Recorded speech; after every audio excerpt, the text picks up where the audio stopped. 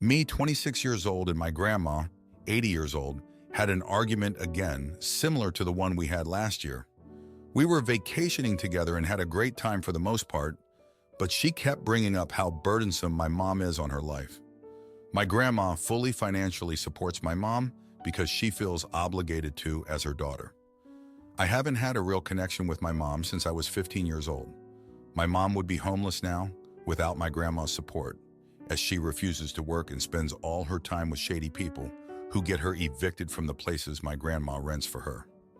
The rest of the family has advised my grandma to let her face the consequences of her actions, and I myself have mentioned this every time she talks to me about the latest difficulty she has with my mother. However, my grandma insists she cannot do that.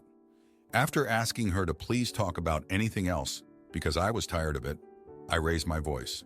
I don't have control over my mom, and I am fully aware of what a mess she is. Hearing about it brings me down, so I would rather not. For a while after that, she stopped bringing it up. My father passed away almost 2 years ago. The other day, while I was with my grandma, she wouldn't stop telling me the same story she has shared a few times before. In 2013, my dad had an agreement with my grandmother, his mother-in-law, that they would pay most of their mortgage if my parents paid the rest. She presents this story as a mistake that ruined her life and believes everything would be better now if it hadn't happened. I was only 13 years old when that happened, so I couldn't have fixed it or even been aware of it. I also can't do anything about it now, and the fact that my dad has passed away makes it particularly painful for me. I asked her to please stop complaining about my family when we hang out because it won't help and we can't change it. However, she refused and said it's part of our family history. She claimed she was just stating facts. I told her I had already heard the story multiple times since my dad's passing, and that I find it uninteresting. Unlike my uncle's divorce, which I never learned about, she never speaks badly about him. I was angry, so my voice was raised and I told her to tell me that story instead. She said she has no idea about his divorce, even though she and my uncle have always been close. I find it hard to believe that any mother who's not estranged wouldn't know why her son had a divorce. I became upset at this point and called her a liar. I even tried plugging my ears to show her that I wasn't interested in continuing the conversation about my late father, but she persisted. Later, she texted me saying she can't sleep and how I shouldn't have attacked my uncle. I told her I didn't say anything bad about him, and instead I wanted to know that history since it's actually new to me. I told her she should be ashamed to speak poorly about my late father, and if she wouldn't apologize, I would block her. She refused and wrote paragraphs about how she isn't ashamed, did her best, and listed all the ways she's helped me. She concluded by saying, "So the ball's in your court." So I blocked her. Now for a few comments before the update. Comment 1. Ask yourself this: will you regret this decision if she were to die? I understand that it is annoying, but that is how a lot of older people are. I don't know how many times my dad would rant about how his mother and sister screwed him with his promised inheritance, but I just tuned him out. He just needed to verbalize to keep himself from stewing about it. Unblock her, perfect your oh really? And I guess responses that you can give while not listening. I became a pro. I now use it on my sister, who is the piss and moan about everything club's president, and let her rant. Not the jerk, not the idiot, only because I feel the frustration. But you may someday feel like one if you don't resolve it and regret blocking her. Comment 2. Not the jerk, not the idiot. Grandma literally waved the red flag to taunt you with the whole ball's in your court. That is so unhealthy. Rehashing the same family trauma dysfunction every time you interact with someone drains your energy and makes you not want to engage with that person. You should be proud of setting a boundary and then following through. Your boundary is perfectly valid and healthy. Asking someone not to continually hurt your mental health is needed. I hope you're able to adhere to those boundaries if any flying monkeys come out of the woodwork now that you've blocked your grandma. Good luck. Now for the update, thanks for all the comments on my last post. Well, things have gone from bad to worse. 2 weeks ago, my grandma did something that really got under my skin. She went behind my back and gave my mom money for a business venture with one of her sketchy friends. I found out when I saw my mom bragging about it on social media, posing with a brand new, expensive-looking purse. I was furious. My grandma knows how I feel about enabling my mom's behavior, but she did it anyway. I confronted my grandma about it, and she just shrugged it off, saying she's allowed to help her daughter if she wants to. That's when I lost it. I told her she's not helping. She's just making things worse. But she wouldn't listen. She said I was being disrespectful and that I didn't understand because I'm not a parent. The next day, I got a call from my aunt. She was in tears. My grandma had fallen ill suddenly, and they rushed her to the hospital. I felt a pang of guilt for our argument, so I went to visit her. At the hospital, my grandma was weak but managed to apologize for not respecting my feelings. I accepted her apology, but I couldn't shake off the anger I felt towards my mom. While at the hospital, I overheard a conversation that shocked me. My uncle, who was there too, was on the phone arguing with someone about a secret bank account. Turns out, he had been stashing away money from his business, which was one of the reasons for his divorce. My grandma knew about it all along, but kept it from me. I couldn't believe it. The one person I thought had no secrets was keeping the biggest one of all. I confronted my uncle right there in the hospital corridor. He tried to brush it off, saying it was none of my business, but I couldn't let it go. I told him he was no better than my mom, hiding things and lying to the family. He got angry and said some things I'd rather not repeat. We caused such a scene that the hospital staff had to intervene. After that, I needed to get away from all the drama. I packed a bag and went to stay with a friend. I needed space to think and to cool off. My friend was a good listener, and it felt good to vent to someone outside the family. A few days later, my grandma was discharged from the hospital. She called me, wanting to talk. I agreed to meet her at her house. When I got there, she had a serious look on her face. She told me she had made a decision. She was cutting off financial support to my mom. She realized that she had been enabling her and that it was time for tough love. I was shocked but relieved. It felt like a weight had been lifted. But then she dropped another bombshell. She had decided to sell her house and move into a smaller, more manageable place. She wanted to use the money to travel and enjoy her retirement. She also wanted to set up a trust fund for me, something to help me in the future.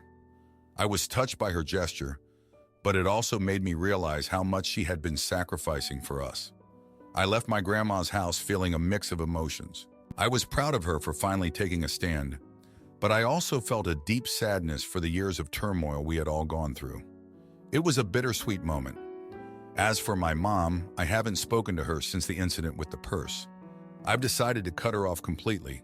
It's not an easy decision, but it's necessary for my own peace of mind. I need to move on with my life without the constant drama and disappointment. So that's where things stand now. It's been, well, interesting of emotions, but I'm hopeful that things will start to get better from here. Thanks for reading. My ex tried to squeeze me for money with fake receipts in a pricey school I never agreed to. So I took them to court and watched as the judge handed down a ruling that wiped the smug grin right off their faces. My ex and I have been divorced for several years. We had a contentious divorce, and it took us over a year to solidify a parenting agreement. The parenting agreement says that we are to each pay for half of medical expenses. Recently, my ex had his girlfriend take the kids to have their eyes checked and supplied me with only a credit card payslip as a receipt. He expects me to pay half. I have told him that I need to see the detailed receipt that shows who had services provided and the cost of them, and that only giving me the credit card payslip that shows only what was paid and nothing else is not enough information. He is now trying to twist this into a "you refuse to pay your half and always try to weasel your way out of paying" situation, which is not the case. This is the first time since our divorce that he is asking for reimbursement for half. I've told him that I'm more than willing to pay, but that he needs to provide the detailed receipt. I even went so far as to tell him that without a detailed receipt, I have no idea what I'm paying for. For all I know, it was services rendered to him and not the kids. His only response is, "Your refusal to pay is noted." I haven't refused anything. I've only asked for what I think is a very reasonable amount of information. In addition to this, 2 of our kids need glasses. Our oldest has had glasses, and they have been broken since early February. Broken while at my ex's house, and he never told me this happened. I was able to temporarily fix them with super glue. I let my ex know that these need to be replaced ASAP, and let's get these fixed for her so that she doesn't have to wear broken glasses as if she's Harry Potter. He had never taken any initiative to get a replacement. Finally, after the kids having exams and getting new prescriptions, I was able to order glasses for the 2 kids that need them. I then provided him with a copy of the itemized receipts for them, and every time I mentioned that, hey, I already paid for these and here are the receipts, you need to pay for half, he completely ignores those messages. At the same time, he's going on a rampage over the vision checks that I want to see an itemized receipt for before sending him money. To be honest, this is just the tip of the iceberg. The kids have majority time with him since his girlfriend lives in a better school district. However, even though I pay child support so that they can live there and get the benefits, I still end up paying for everything they need outside of basic housing. Clothes, shoes, for God's sake, even shoelaces. He refused to buy our oldest. I even ended up buying them basic things like ibuprofen, Tylenol, bandages, ankle braces, etc. Decked when they get hurt there because he doesn't supply them and his girlfriend refuses to spend any money on them. It goes so far that the kids are told that they aren't allowed to bring clothes back to my house, which I bought because they are too nice and need to stay there. It is ridiculous at this point. It's completely exhausting. Now for a few comments before the update, comment 1, not the idiot. And at this point, while it's a better school district over there, your children are being neglected. You need to bring them back to live with you. Let him pay child support. I mean, him and his girlfriend are stealing by not allowing them to bring their clothes over and by not buying anything for the kids, especially with you paying child support. Comment 2, WTF, do we have the same ex? Absolutely not the idiot. When you submit for reimbursement on flex spending items, you have to provide a receipt that shows what was actually paid for. Honestly, it sounds like he's trying to scam you, especially since he's ignoring the bill for the glasses you bought. Now for the update. Thanks for sticking around for more of this saga. So where do I even start? After the whole eye exam incident, things took a wild turn. My ex's girlfriend, who's been playing house with my kids, decided to take matters into her own hands. She went behind my back and enrolled the kids in some fancy private school. I only found out when I got a call from the school asking for my half of the tuition fees. Can you believe that? No discussion, no heads up, just a hefty bill waiting for me. I confronted my ex about it, and he acted like it was no big deal, saying it was for the kids' future. But here's the kicker. He expects me to cough up half the money for a decision I wasn't even a part of. I'm all for my kids getting the best education, but this is just another level of manipulation. And the worst part, the kids think I'm the bad guy for not being able to pay up right away. Amidst this chaos, my daughter's birthday was coming up. I planned a small party for her at my place, nothing fancy, just something to make her feel special. But guess what? My ex threw a massive party on the same day at his place, complete with a pony and a magician. He didn't even have the decency to invite me. My daughter ended up asking if she could have her party at Dad's because it was cooler. That stung, not gonna lie. Now let's talk about the girlfriend again. She's been whispering in my ex's ear, convincing him to go for full custody. Her argument? That I'm unstable because I can't handle the financial demands. It's like she's trying to erase me from my kids' lives. And my ex is eating it up, using every chance to paint me as the irresponsible one. But here's the real shocker. I found out that the girlfriend is actually an old flame from my ex's past, someone he cheated on me with during our marriage. It's like a bad soap opera, right? The betrayal hit me all over again, and the kids have no idea they actually like her. It's a mess. The custody battle got ugly. Lawyers, court dates, the whole 9 yards. I was drained emotionally and financially, but I fought tooth and nail because those are my kids. In the end, the judge saw through my ex's and his girlfriend's charade. They didn't get full custody, thank God. But the judge did order us to split the private school fees.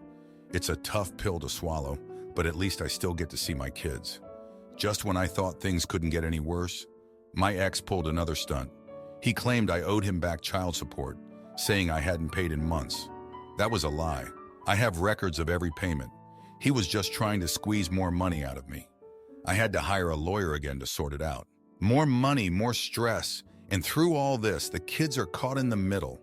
They don't see the games their dad is playing. They don't understand why I'm always the one scrambling to make ends meet while he plays the hero. It's like he's got them under some spell and I'm the wicked witch.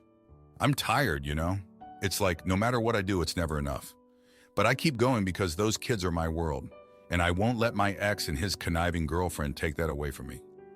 Thanks for reading this mess of an update. My family shunned me for years, but when I inherit everything after mom's death, they come crawling back, so I show them the door and keep every last dime.